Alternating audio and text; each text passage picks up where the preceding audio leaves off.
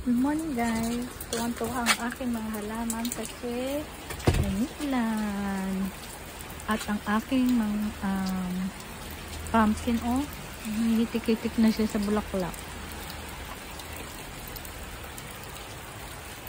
Yan o, naghihitik-hitik na siya sa bulaklak. At ang bunga ay palaki ng palaki. Yan. Yan. Mga bunga niya. Hindi man ako makain kasi ng bulaklak eh. Ang dami-dami pa naman. Ayan pa yung bunga. Ang dami. Doon pa naman yung ano niya. May isa pa doon eh. Hilera. Sa may nagpapaulan tayo. Magapang na siya. Bunga din yan. Huh?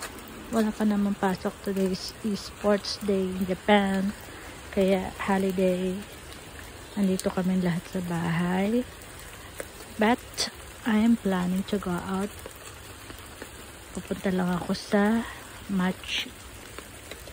Lilibot-libot. Sayang ang panahon. Pag walang gala.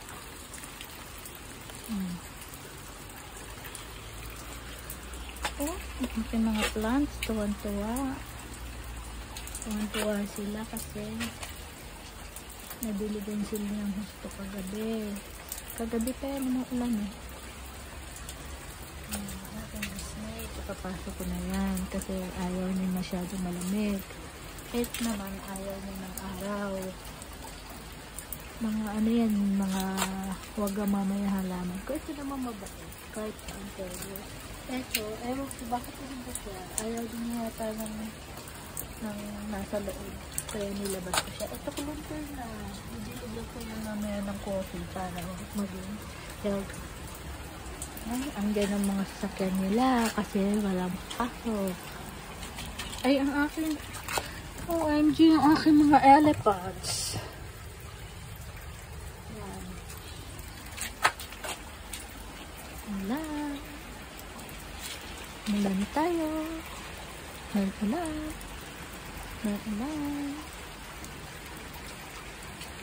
Monday pa naman ngayon. Kaya sarap mag-stay sa bahay. Ayaw pumasok. Bukas na lang ulit.